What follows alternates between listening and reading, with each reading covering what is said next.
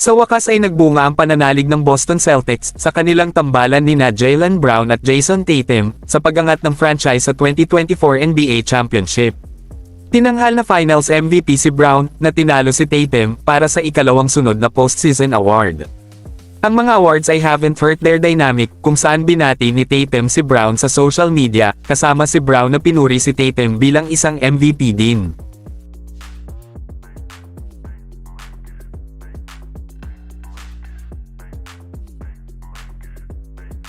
Nagsalita si Jaylen Brown sa media matapos masungkit ng Boston Celtics ang kanilang ika-18 NBA title, emphasizing the journey at resilience na ipinakita nila at ng kanyang teammate na si Jason Tatum in overcoming critics. Reflecting sa kanilang partnership, itinampok ni Brown ang growth at perseverance na demonstrate nila sa kabuuan ng kanilang mga careers.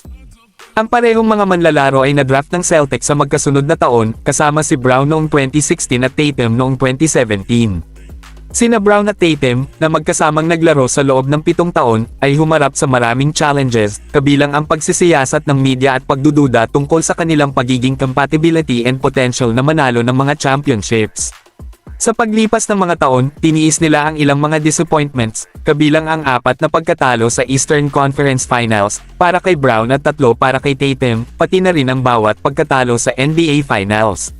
Sa kabila ng mga kabiguan na ito, nanatili silang committed to their goals, and to each other, na sa huli ay humantong sa kanilang koponan sa victory.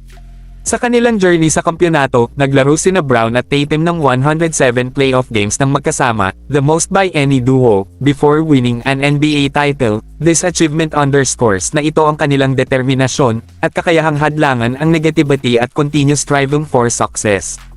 Ipinahayag ni Brown ang kanyang pride at joy sa pagbabahagi ng milestone na ito kay Tatum na acknowledging the hard work and mutual trust sa isa't isa na nagpasigla sa kanilang success.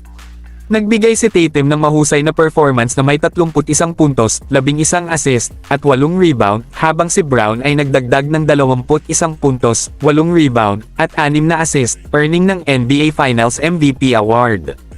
Ang kanilang pinagsamang pagsisikap, kasama ang mga kontribusyon mula sa mga teammates, tulad ni Jrue Holiday at Kristaps Porzingis, ang nagtulak sa Celtics sa kanilang makasaysayang ika-18 na titulo. Ang tagumpay na ito ay hindi lamang nagmarka ng isang personal na tagumpay para kay Brown at Tatum, but also solidified their place sa kasaysayan ng Celtics. Ang kanilang ability to overcome adversity at patunayan na mali ang kanilang mga kritiko, ay nagsisilbing inspirasyon sa kanilang mga teammates at fans. Ang bond they share, at ang growth they've experienced, ay naging mahalaga sa kanilang success, at ang kanilang journey ay isang patunay ng power of perseverance and teamwork. Kamakailan ay ibinahagi ni Jaylen Brown ang kanyang mga saloobin sa kanyang journey sa pagiging isang NBA champion at Finals MVP, na sumasalamin sa mga challenges at tagumpay that defined his career.